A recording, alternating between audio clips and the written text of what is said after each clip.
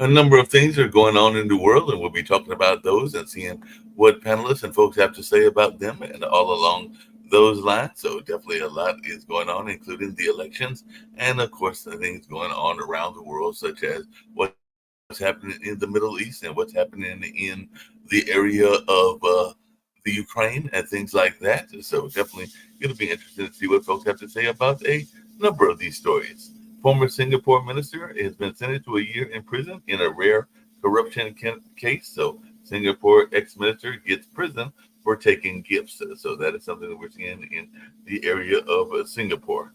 So that is the displaced or disgraced former minister S. Iswaran. So definitely that was a landmark case. And Israel extends evacuation warnings in Lebanon, signaling a wider offensive. So Israel weighs response to Iranian ballistic missile attack, and Israel's hawkish Yoav Gallant is driving the war in Lebanon. But 9 were killed in Israel's strike on Beirut as Israel considers an Iran response as well.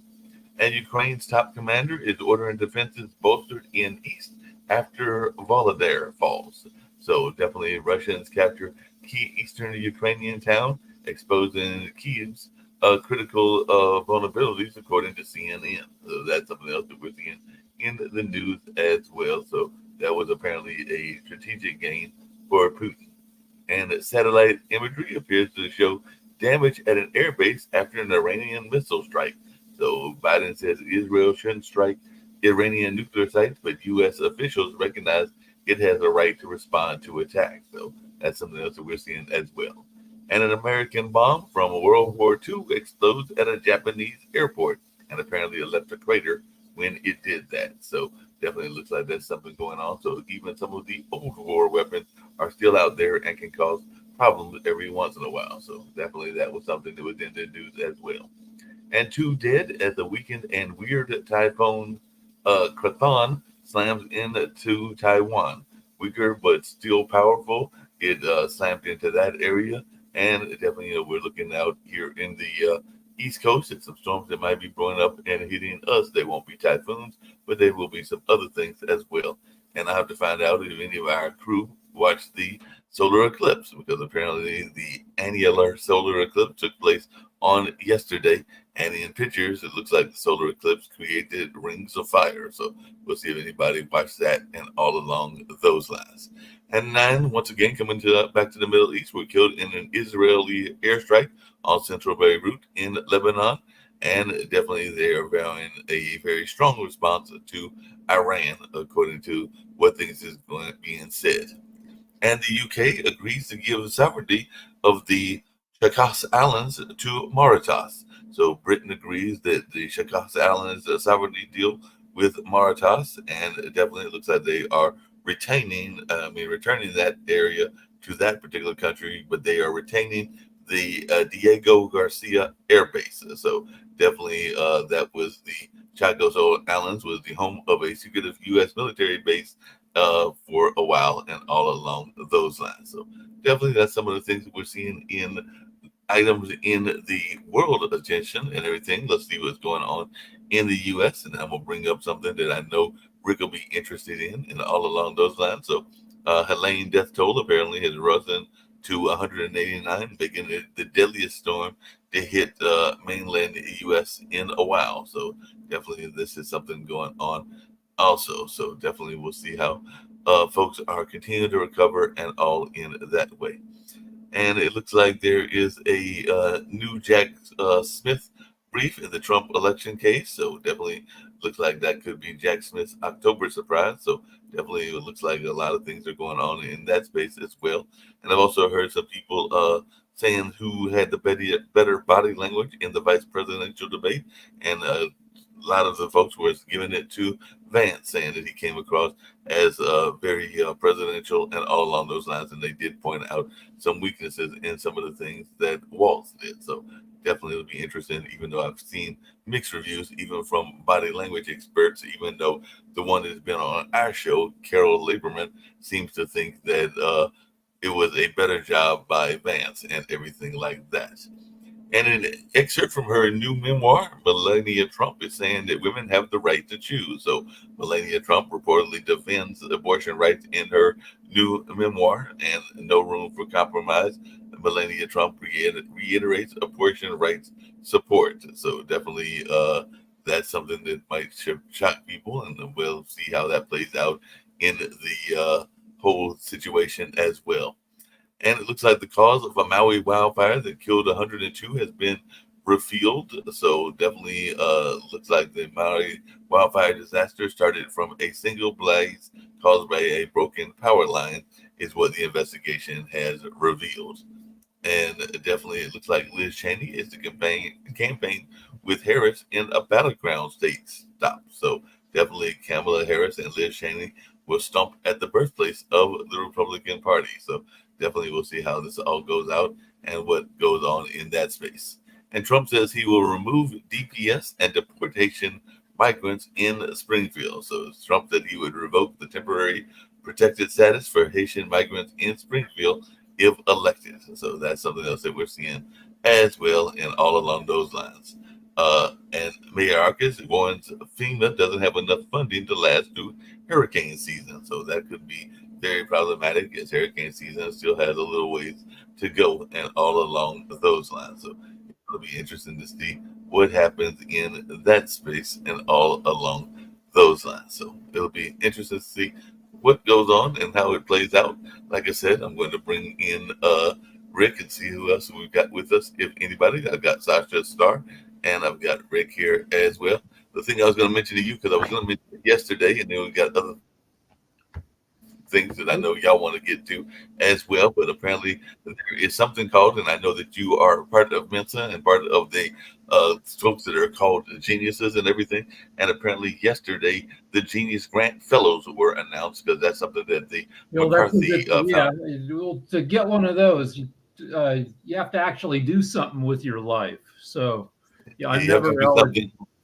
And apparently you've got the folks that are doing stuff, some people that things that folks will approve, some people that folks won't approve. I won't go through all of them, but it's like, for example, Locke Ashwood of Lexington, Kentucky, is studying how environmental issues, corporations, and state policy intersect to harm rural communities and reduce their trust in democracy. So that should be something interesting, because I was even on one of our shows having a conversation about the rural urban divide and everything. So that's one of the ones that's going on. And in your line, Rua Benjamin of Princeton, Princeton, New Jersey, is studying how new technologies and medical research often refine social and racial inequality and bias and everything. And Justin Vivian Bond, an artist who has a long career as a cabaret singer and stood up for civil rights, has got one that deals with a grant that deals with, I think, their performance that is inspiring to members of the gay community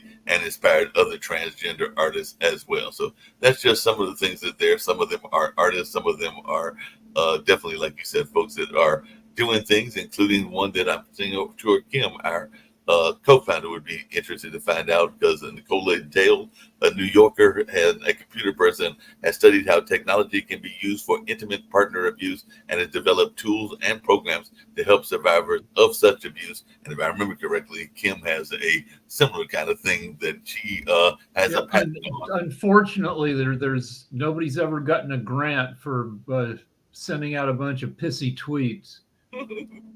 That is very true and everything. Nobody's got a grant for that at all. So at least not that we're aware of and everything like that. But yeah, there's like several of them that have been given, and that was just a couple of the examples and everything. Yeah, it looks like there was some things going on with the fall of one of the cities, and I don't know if this is something that we should be concerned about, Sasha, as that was one of the stories that I saw and everything. And Rick and Jacoby and even Shaquille might have some new stories that they want to get to, but I did see that that one city had a falling and all along those lines. So is this something that needs to be of concern to those in the West and everything? Because apparently it was a targeted city that Putin had in mind. You're talking about Ukraine? That being followed there. You're talking about Ukraine? Yes, Ukraine. Yes. Okay, well, what's happened there is that nobody really cares much about it, because if the same thing would happen with some Gaza City or now Hezbollah or something like this, there would be outcry, there would be demonstrations all over the world or so on. But nothing against Russia, because it's understandable. Russia is perceived as a very strong country, which is not, and it perceives that it has a great nuclear arsenal, which is not, and because of that, everybody's scared to death, including U.S. Commander, Chief Commander Joe Biden. How this pathetic 80 years old figure can be in charge of such an enormous country as United States. He's squandering all the U.S. might and military might, and the $1 trillion Pentagon budget is going all out nowhere because of his absolutely incredible I called him commander-in-chief. He's definitely not commander. He's definitely not the chief. He's a very, very negative influence on American standing in the world, American politics, and this is by far the worst the foreign policy ever conducted by any U.S. president. So what should Biden do? And also, hold on, what's the state of Russia's nuclear arsenal? We've heard reports in past years that the U.S. doesn't take very good care of some of its nukes. Nobody knows really what's happening with the Russian nuclear arsenal. It hasn't been tested for years now, and without testing and meticulous maintenance program, and because most of this arsenal was built back 30, 40 years ago in Ukraine, and only Ukrainian specialists know how properly maintain that arsenal. And right now, of course, Russia doesn't have that skillful Ukrainian maintenance people. So nobody knows what stage. They never tested it for a long time. Their missiles, they are exploding even before getting into air. So this is really what's happening. If Ukraine would have just a little bit of help, and whatever it's getting, you know what? It's with such help, it's better there would be no help at all. So if there would be no help at all, so Ukraine would figure out, okay, what's next step? Should we go and quickly negotiate a peace settlement? Okay, we might just do as well. Maybe we should surrender. Okay, let's surrender. So they would at least be in a position to make some kind of an educated, a logical decision. But with this little help, which is very often is promised but not delivered, or delivered but at much later stage, or delivered but not completely, only part of it. It's Congress which approved $61 billion in April, and now, beginning of October, only $2 billion was delivered, and not even delivered to Ukraine. It went into new orders of U.S. Weapons, which will be built and delivered in 7-8 years. So there is no absolutely benefit from Ukraine so far from the $61 billion approved by both parts of Congress, both Democratic and Republican. Part of the party and everything. Are you saying Biden is holding it up? What's holding it up? Of course, Biden. No one's. Actually, Biden committed, in my opinion, should be investigated if Congress and Senate approved. So they allocated $61 billion for help to Ukraine. So now Biden has to, even if he doesn't want to do it, but he has to because the Congress decided to do so. But he just delayed and delayed. He never said that, no, he disagrees with that. He's not going to do it. No, but he was sitting on it. And finally, on September 30th was the end of fiscal year. And because nothing has been delivered to Ukraine, so now it has to go back to Congress, and now there is election. So it will be sitting there for another, I don't know, 6 months or so. And this is the worst situation that Ukraine, which of course trusted that NATO and the United States are willing to help it, and that's what it was met with Sasha, betrayal.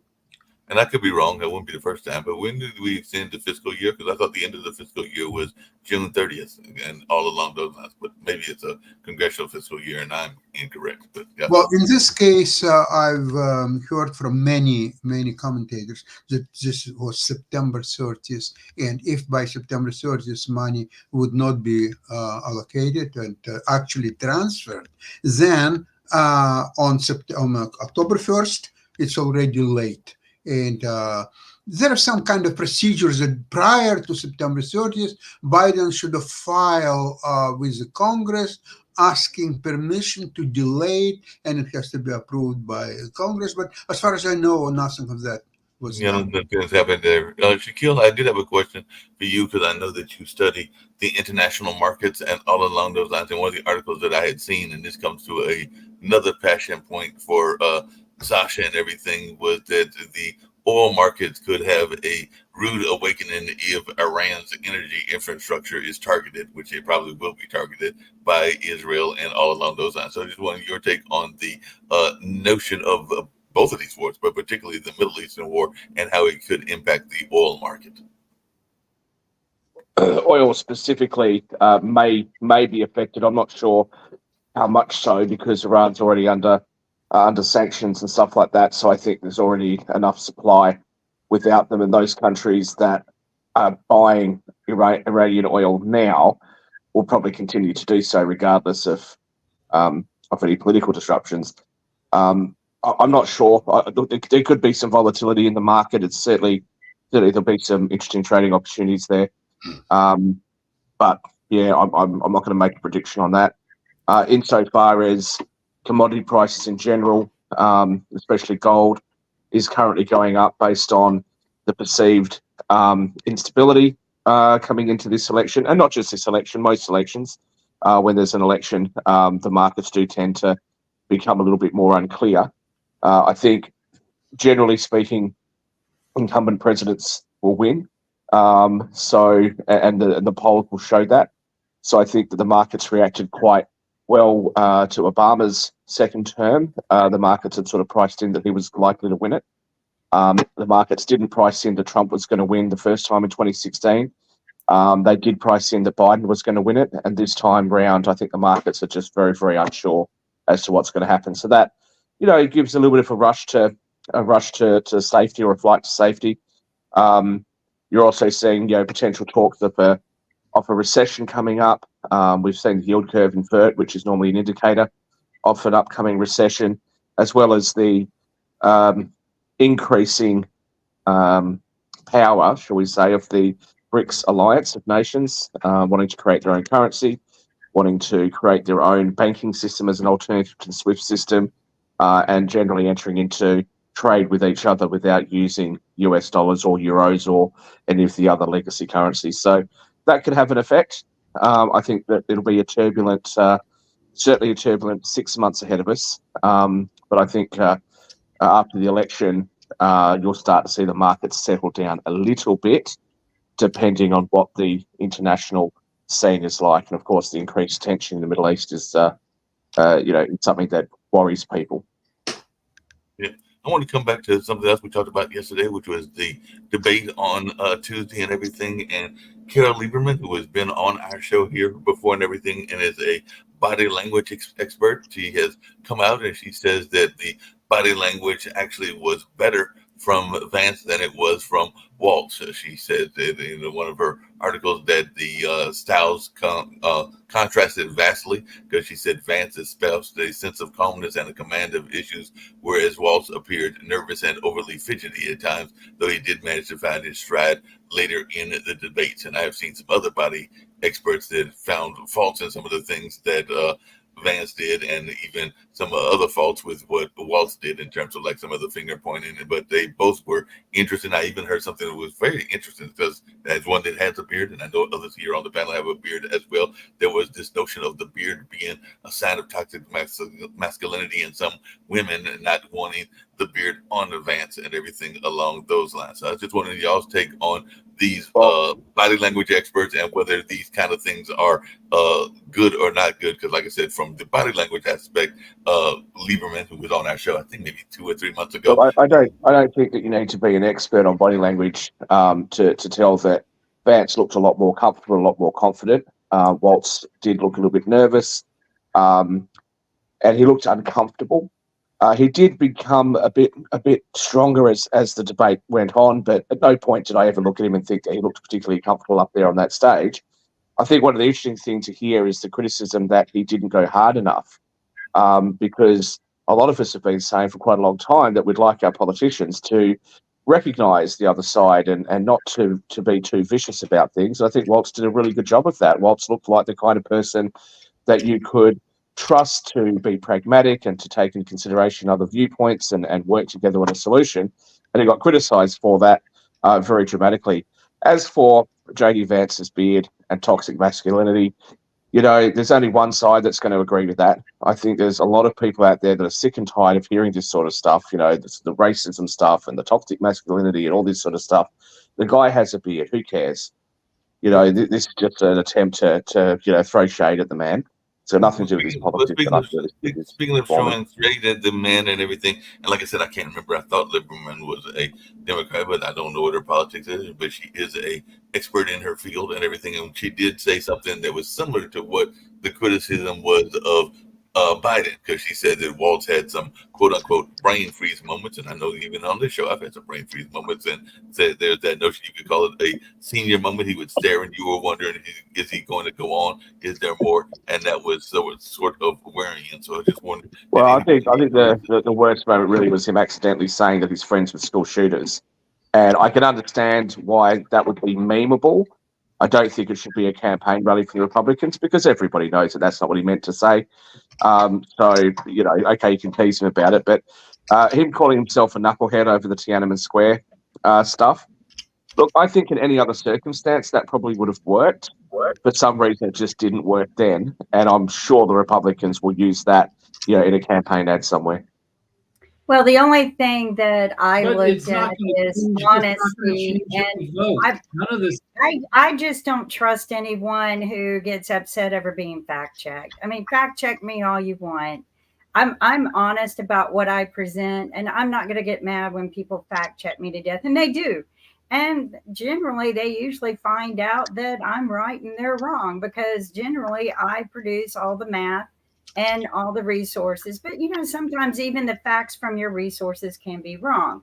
But, you know, I just don't trust anyone, no one who gets upset over being fact checked. And, you know, JD Vance throwing a little baby fit about being fact checked kind of disturbed me a little bit. The rest of the time, I thought Vance was very clear, concise with the wrong facts.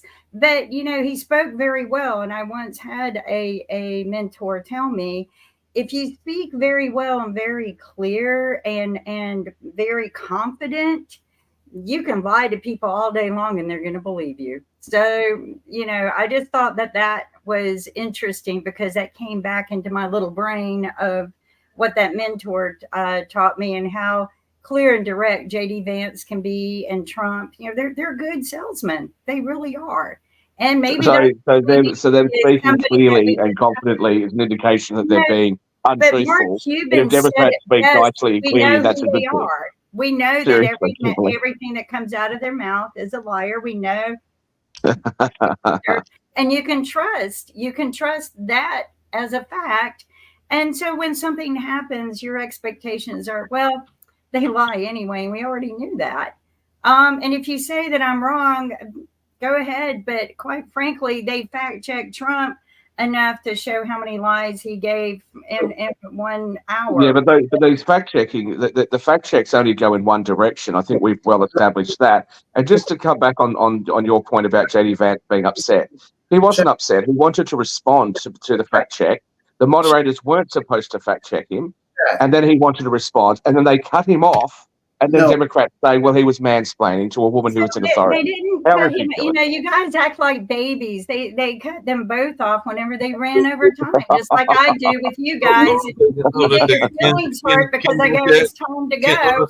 I mean, there are time limits, and what's the point in having time limits? All right, so we're talking about all this. Yeah, Rick, and then you did, Joey. All right, we're talking about body language and beards and all this stuff. And the guy we had on Monday, Carl Allen, the poll expert, said this is a very different election than 2016 with Hillary and Trump, because back then 15% of the electorate was still undecided. If you look at the polling numbers now, only 3% of people are undecided, which means that almost nobody is having their mind changed by body language or getting upset at fact checking or beard or no beard. It's all inconsequential because people, for the most part, have already made their choices, and almost nobody's going to make the choice based on the VPs. Just wanted to say, I think, and I hate to speak for the both of y'all, I think basically we just took something out of context that actually was true.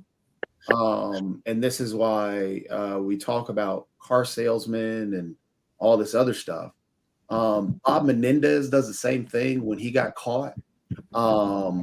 Same thing with the mayor of New York right now when he got caught. Same thing with Elliot Spitzer when he got caught. Same thing with the other individuals that when they get caught, it's easy to sound confident and to try. When you sound confident, yes, it does. You're able to sound powerful, sound strong, sound honest, and then that gets into the whole filibustering and everything else. Everybody does it. The right does it. The left does it.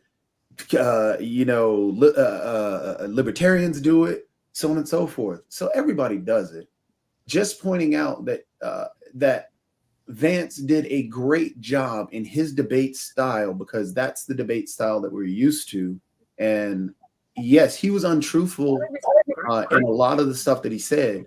But the thing is, he sounded confident, sounded strong, and that was a great thing for him. He had to, and he sounded presidential. He didn't sound the weird that a lot of people have talked about. So that helped him out in his debate, and that's what jumped his favorability so high because of the way that he debated.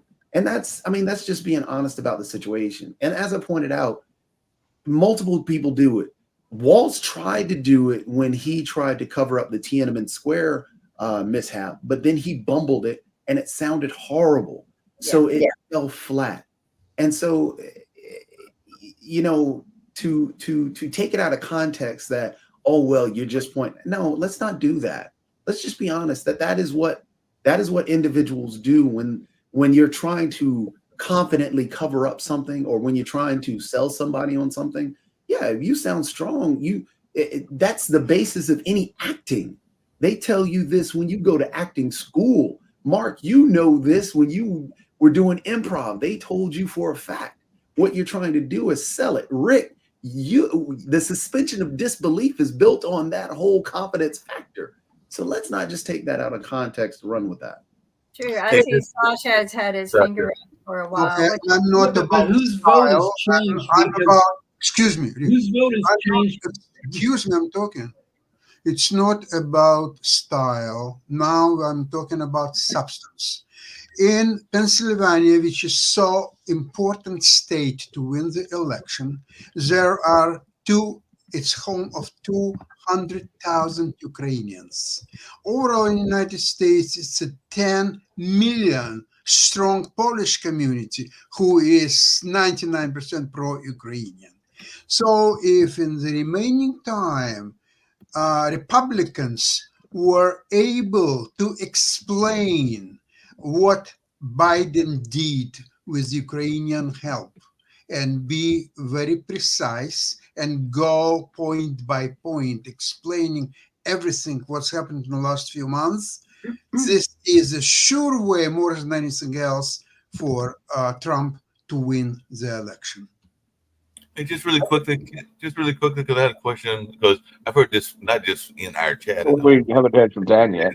And everything, but what is this notion? Because I've heard a lot of people saying that they want to get the independents involved, or they want to vote for independents, or even some people that maybe like are certain communities, the Muslim community comes to mind, and other communities come to mind as well, that want to quote unquote sit on their hands and everything.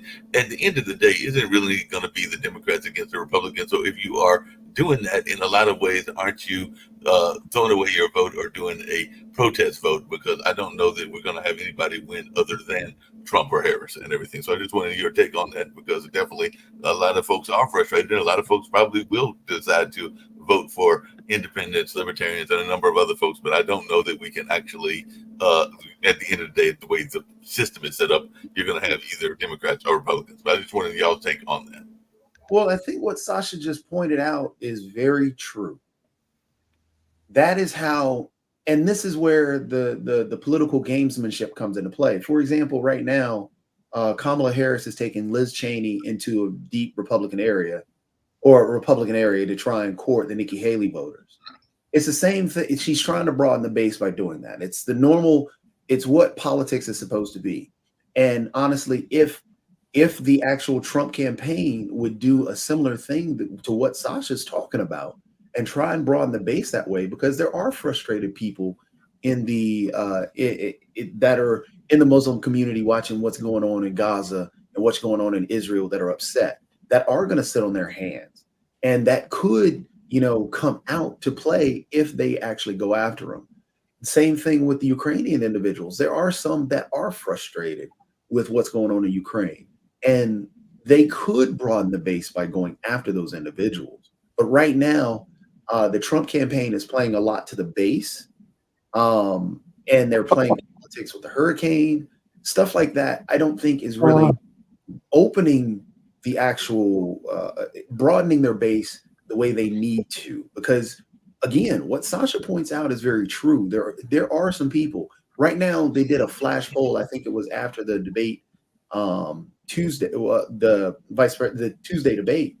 And they talked about how 14% of the Trump voters were thinking about reconsidering, and about 9 to 10% of the Harris voters were thinking about reconsidering. So there are people that both campaigns can actually go after. It's just how they go after them. That's what's going to get them. And right now, it's the Harris campaign that is going after the moderates and the independents. And that's where that play is. There aren't that many that are there, but they're enough to actually swing the election. So if the Trump campaign actually does what Sasha says, they have on their base. Tweet from Dan. Dan hasn't said a word yet since he's been here. Rick had his hand up. People get to Dan. What somebody on MSNBC said this morning made sense to me, which is that the Trump campaign doesn't have much of a ground game right now. They're short of money. They're a little bit of disarray. Certainly, Trump is not as focused as he could be, but it doesn't matter because his base will turn out regardless. They're dedicated. They will turn out election after election. Yep. I mean, and I don't think they're going to be short on money. They just raised $2 million for the hurricane relief fund. I hope it goes to the hurricane relief, unlike their child charity fundraiser. But I will say this: North Carolina is struggling. Just to do a brief pause, and then we'll get to Dan. North Carolina Relief Fund. I reached out to some people who work in FEMA in the city, and they said, please send your donations to a reliable source like the www.nc.gov/donate, where the relief funds will go exactly where they need to go. So just be careful who you're donating to, because it might not actually be going to the victims. Last report I saw, and Mark might correct me, but they were still missing about 600 people. Maybe they have recovered the bodies or found them, but it is very devastating. I'm going to play a video clip for an ad that we're working on, just to give us a brief moment and a reflection of what's really happening. You can check out a charity on charitynavigator.com and make sure that they're legit. So even you got to double check to make sure that the charity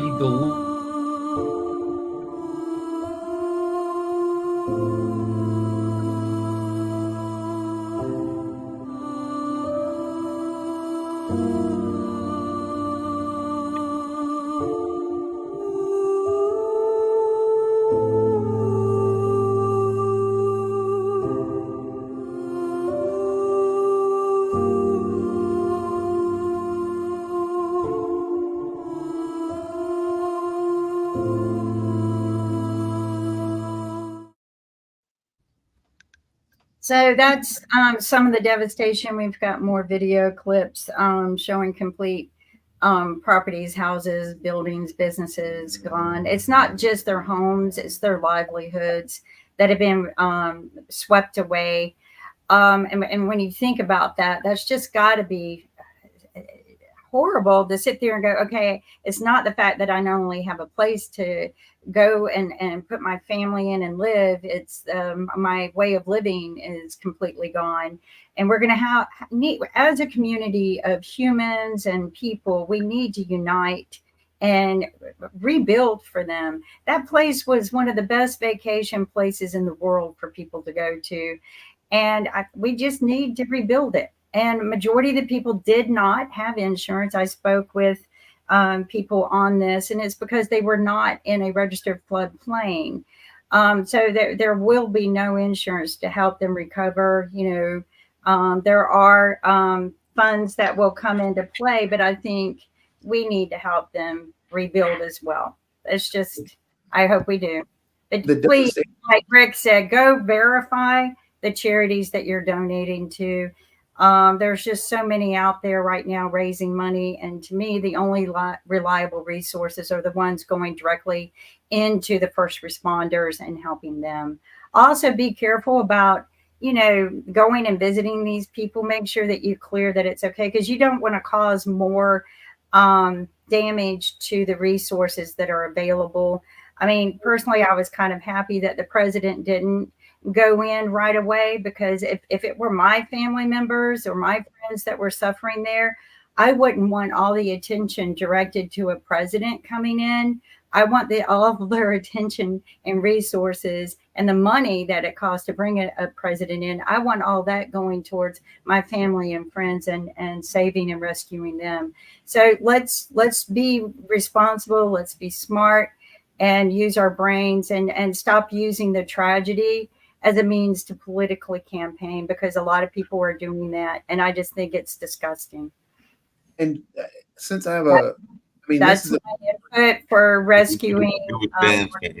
Oh, and don't forget that the East Coast of North Carolina got hit really hard too. Both sides, the West and the East, took a really bad beating.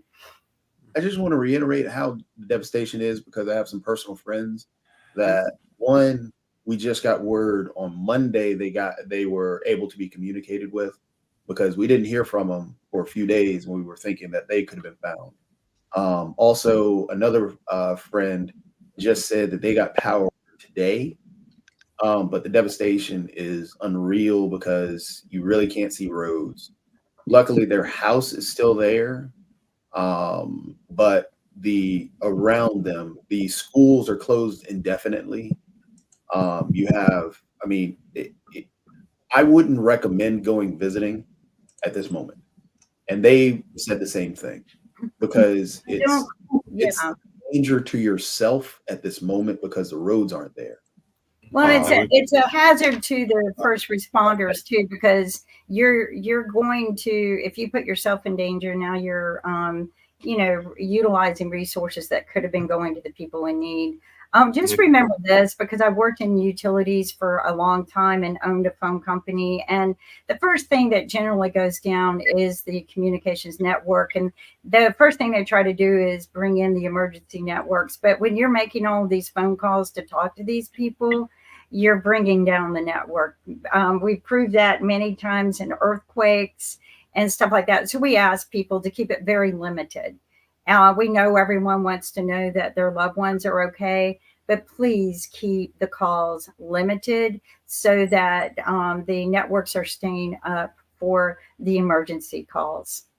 Just a couple of quick things, and then I'm going to turn it over to Dan. But yeah, as Jacoby knows, it can be very quick and very fast what happens in these kind of flood situations, because I think both me and Jacoby know a gentleman that works for used to work for a TV station that literally got caught in those flood plains and everything. Because I'm thinking about Brett Chambers, who actually went underwater one time. I think that was during the Princeville situation and all along those lines and everything. And it was part of a book where people were dealing with how faith got them through the situations that I think it was Trevor McDonald wrote and all along those lines. So, and I am a big fan, and I think Rick might have mentioned it on some of his shows and everything, of those kind of like I'm safe kind of designations that Facebook and some of the other social media do, and all along those lines. So sometimes we criticize social media, but that's the case where social media actually works effectively, so that you can let folks know that you're safe and all along those lines. I've got Steve with me, but Dan, you've been holding on for a while, so Dan, it's your turn.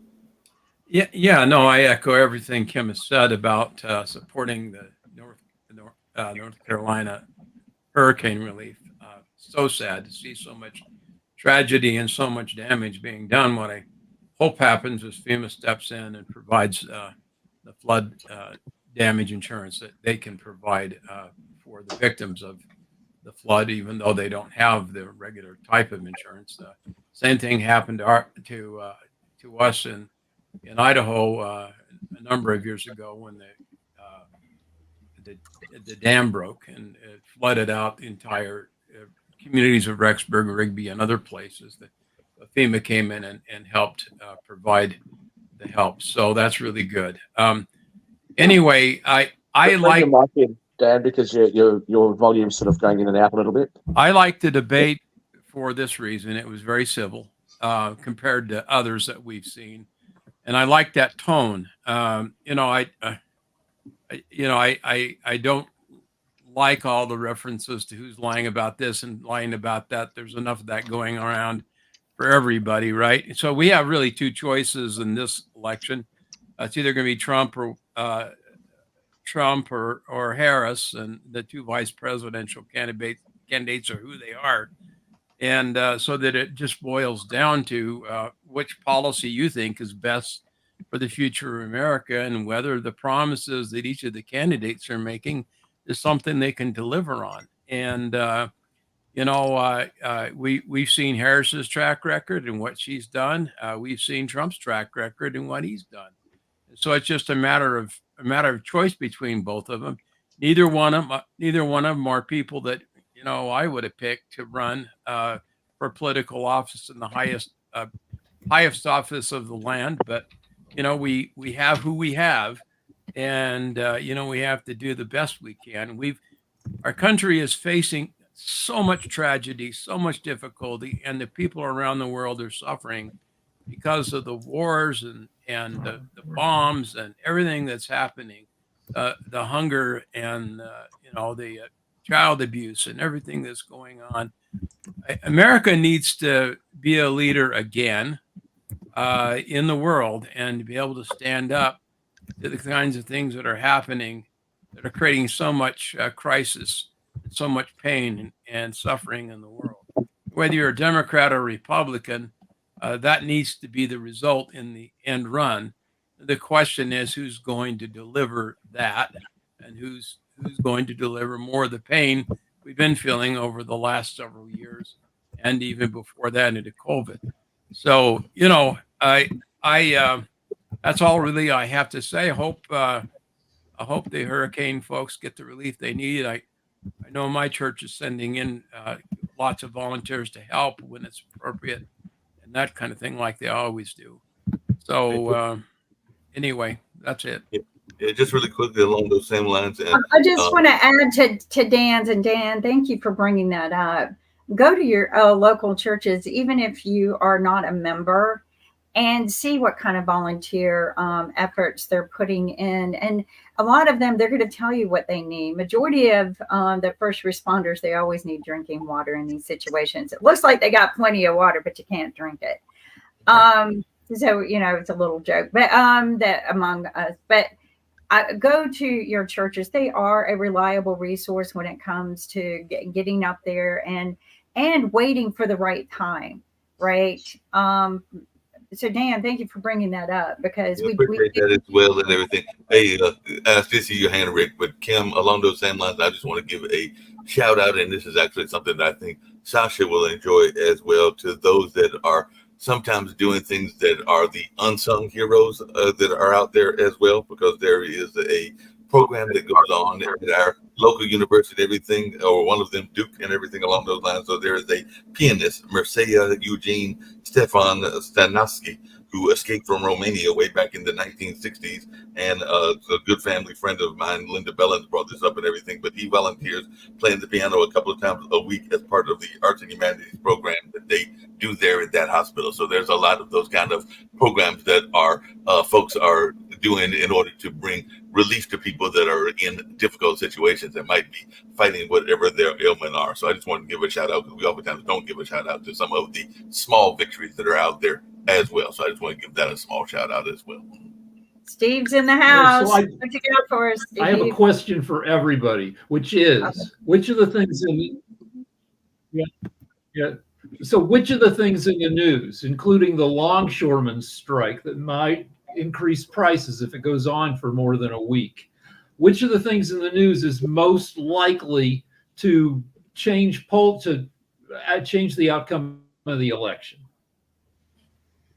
I'll take a stab at that. I think that the biggest thing, and it's kind of what people have been alluding to, and it'd be interesting, I think Dan kind of alluded to it, because right now, the people that might be doing a better job, and even Steve has said this, of branding themselves in the way of their side of politics is ironically the Republican side. But I think at the end of the day, the economy and what the economy is doing, and that includes housing and all along those issues, it's what's going to be the major issue. And it's a major issue across the world, as you know, because I brought it up on Naked at Night when you were taping yesterday and everything. There is a former Playboy playmate that is literally living in London in a tent. I think it's $115 tent and everything, because she is homeless there in London and everything. So I think whether it's here or in other parts of the world like London, the issues of homelessness and the issues around the cost of food and the cost of things like that are going to be deciding factors.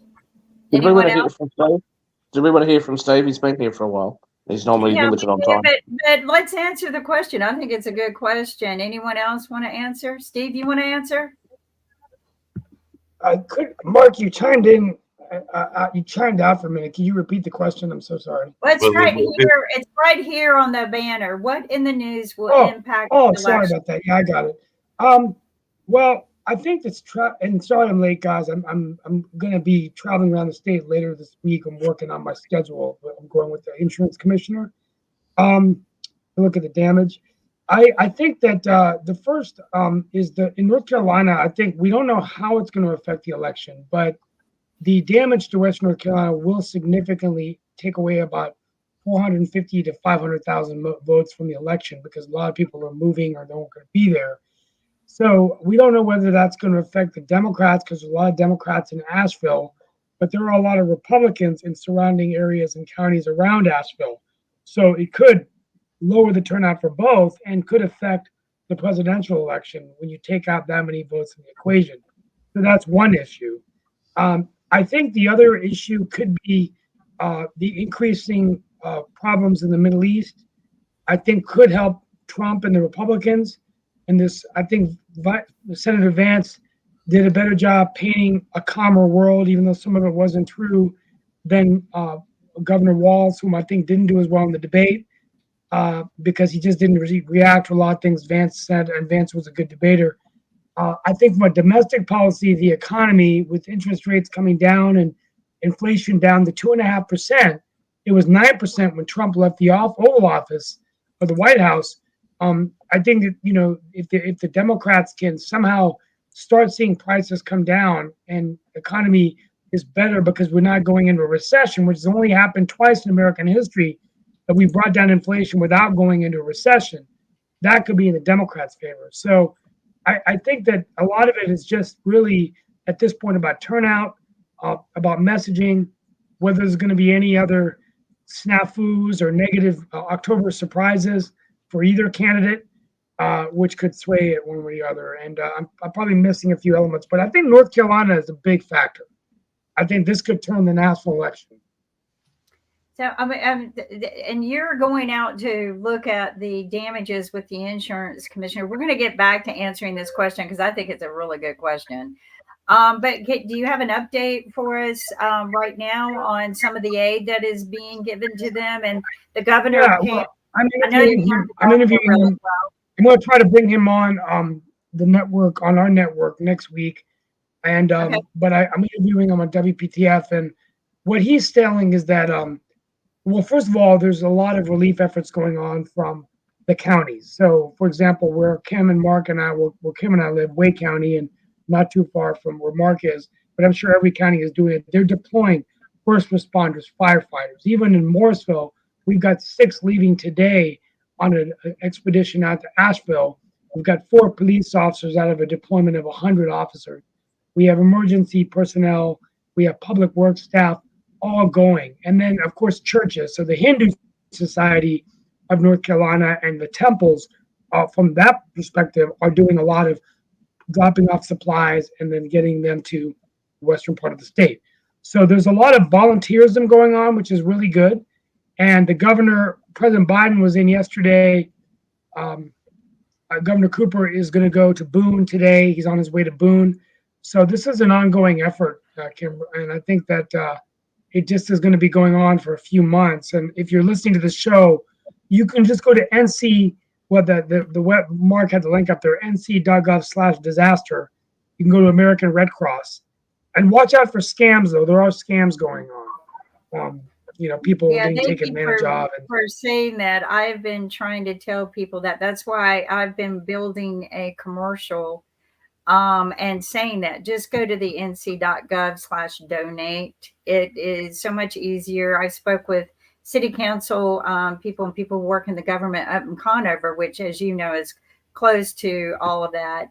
And asking them, because I used to do a lot of work with the first responders up there. And so it just, this hits so hard. And, we need to unite and work together on this, not use it as a political platform. We just need to put aside all of that and just say what needs to get done and how can we help the people. I just received a notice from someone who had their house damaged in the storm, and they're going to just rebuild their own house. There wasn't any insurance. So they have the money to do that. But then they started thinking, well, what about all the people who don't? So they're going to start a fund to help rebuild and basically flip people's houses. Maybe, who knows, we could turn it into a show. Yeah, we made that into a show. Hey, Kim, we've only got a town. How can we flip and rebuild a town? And so I'm going to reach out to some of the investors that I work with that do build houses and flip houses and see what we can do, because I think that was a great idea. So not my idea, but Kim, we've only got about 5 more minutes to go, so I think that question could probably end the show and everything. So all right, let's do that. Mark, I'll let you round robin it to the people who haven't answered. Toby, you haven't answered yet and everything. So what is the issue that you think is going to impact the election the most as we're heading into that last month? I think Steve touched on a bunch of them. And I think, honestly, Dan in the comments pointed out another one that I think is actually going to be the biggest player. I disagree with the last part about the interfering with the election. I think that is more of the reason I say that is because I think those that are already bought into Trump are going to believe that. Those that are bought into Harris are already going to say, well, this has to happen, blah, blah, blah, blah, blah. So that's already going to be a partisan piece. But the reason I think that's going to play into a big role is because a lot of the Nikki Haley supporters were waiting on some information surrounding that. And so you're going to have that's what's going to sway a lot of those Nikki Haley supporters that were just sitting out, and those independents that were sitting out and had stated at the beginning of the election, before everything started, saying that if he were convicted or if this was found out to be true, that's where your independents are. So I think that Dan is correct that Jack Smith report depending on how it's read and depending on where those viewpoints fall, if the Trump campaign can push the idea that this is election interference and that sticks more, then yes, those Nikki Haley supporters will lean towards Trump and actually fall in line, and actually Trump will have a better deal with and those independents. But if they can't make that stick and the others individuals end up saying, hey, this is what I was waiting on, this is what I was afraid of, and that campaign ad that got pushed from JD Vance, that from the debate of how JD Vance didn't answer the question of if Trump won the debate or won the election in 2020, and that sticks, then Harris will win. So I think that is the biggest player right now, because that is the biggest, newest news. So I think Dan's spot on with that, Jack Smith. I just have this my political prediction is that North Carolina will go to Harris, and Josh Stein and the Mark Robinson down ballot effect is going to cost Trump the election, and Harris will win the presidency. So that's my thing. I think she's going to win North Carolina by 1%. And I think a lot of it's because of Mark Robinson. Hey, so, can I ask you a question about the election? Because you mentioned about 400,000 people might struggle to get to vote. Should the election be slightly extended so that all of those people can get to vote? Yeah, I don't think you can. It's a good idea, but I don't think you can do that, because then you gotta, I'm just looking for what's fair for those people who are not going. Unfortunately, I don't think you can, because after the election, you have to transition to a new government. You've only got about 6 weeks to put in new people in the cabinet for the president, and then also from the governor's office, you got to replace all the agencies. I think Stein is already meeting with his transition officials, I've heard, behind the scenes, to start placing the agency heads. And apparently he wants to have a working government by, I heard that Stein wants to have a working government that beginning on January 1st, which means he wants to begin on November 6th. He will be putting together his government. Yeah. So, if you're working for the state, you may want to start looking for a job, because you're going to have about a month left. Some of you are exempt, but I do think he's going to put in new agency heads. So, hey, just really quickly, because we only got about 2 minutes to go and everything, so I want to hear from Shaquille, if you can, really quickly, your things on the election, and Sasha as to what those issues will be. We only got a few minutes to go. It'd be nice to hear from Dan as well. I think it'll be a combination of all of those news stories. I think at the moment it doesn't look great for Democrats. I think that they need something good in the news. At the moment, all the spin has been going to the Republicans. So the stuff in North Carolina has also affected Georgia, from what I understand, the hurricane. And my heart goes out to everybody who's affected. We generally don't get hurricanes, tornadoes here, but obviously we've had fires and floods and things like that, and horrible to see people suffering. I think Donald Trump going there, he's managed to look like he's the person that's going to respond. And Biden was in Delaware for the weekend. So that's the story that's out. That doesn't look good. The port workers striking, if that strike continues without a resolution, then that's obviously going to affect a lot more people across the eastern states especially, but that'll have an effect on the rest of the country. And the increase in tension in the Middle East. Now, I think if there was anything that's going to dramatically change the election, it would be a combination of all those things, but especially if there was an increased conflict that actually touches American soil, then I think that would have a really significant effect. To your comment, Steve, that the interesting question, I think, for North Carolina is, could Trump have an effect on the down ballot vote for Mark Robinson? I think that you're correct, that Josh Stein is more likely than not going to be the next governor. There's certainly the numbers are on his side. I don't believe that North Carolina will flip at a presidential level. I think you'll see a split ticket. But even if North Carolina did flip, I don't think that Republicans need North Carolina as much as they need something like Pennsylvania and some of those other states. So I think that even if North Carolina flipped and then Georgia flipped, then those two sort of cancel each other out. So I don't think that North Carolina flipping in and of itself would actually secure the presidency for Harris.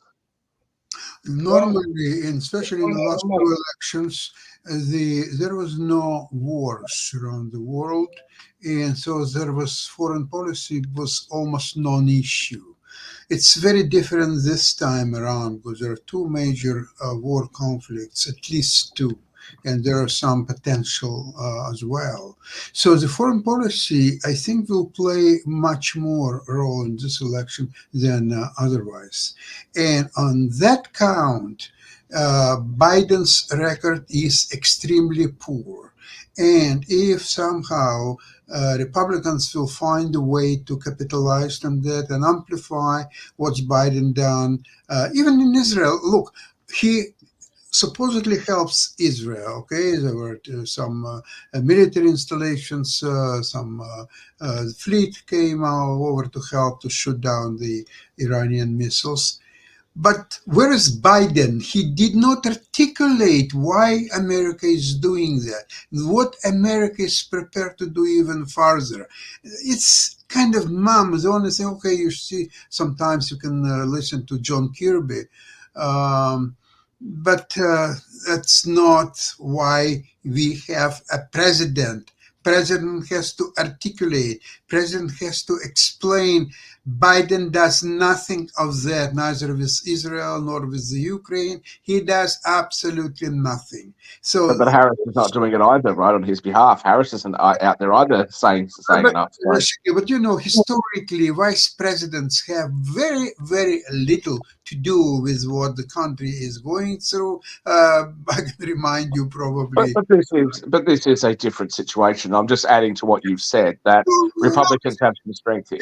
Okay, Kamala Harris could be more vocal because right now she's not just vice president. She's one of the candidates to become president of the United States. So she could be more vocal, especially in the absence of any Biden's articulated position or so on. She could do, well, you can think about Dunk Whale. Do you remember what was his voice like? I don't. But I don't remember what Dan Quayle's voice was and everything. Just really quickly, Dan, if you had some closing comments you want to make, because then we got to wrap and everything. But definitely, I'd like to make one comment after Dan. That's all right. Yeah. Well, I just have hopes and prayers for our country. It's important for us to be able to preserve our freedom and liberty and our republic. God bless America. And God bless the suffering peoples around the world. I think my prayers are out for the people of North Carolina, and so that's what I have to say. Please have your prayers and gifts for the people who are suffering. Thank you. Yep. Well, I don't want to come in on the end of that and go back to politics. I just want to make a brief comment. I find it fascinating to hear the way Democrats describe Republicans. J.D. Vance, it almost sounds like the argument being made is, well, he was so smooth and so confident that therefore is a bad thing. There was comments made earlier that Harris has got Liz Cheney and she's trying to get a broader base and things like that, and Donald Trump's not doing that. Well, yeah, Donald Trump is, and people like Tulsi Gabbard and RFK Jr. and a number of other Democrats, including somebody in California that's recently flipped sides. It's clearly his base is expanding. He's been going into deep blue areas like New York, to try to swing voters around. So I think that people are a bit biased in their views. And as I said, because of the amount of instability that there is right now, and of course this great tragedy that's affected North Carolina, I do think that people are going to put more. I do respect your input, Shaq, but that we have to end. And I gave extra time for Dan, but we have to end and wrap. You have a lot of views to give, and I appreciate and respect it. I am not being rude, but just like the debate, we have X amount of time. I adjusted it. And we have to wrap everything. We look forward to seeing you tomorrow. And Shaq, you can finish tomorrow. Everyone, have a great day. Thank you very much.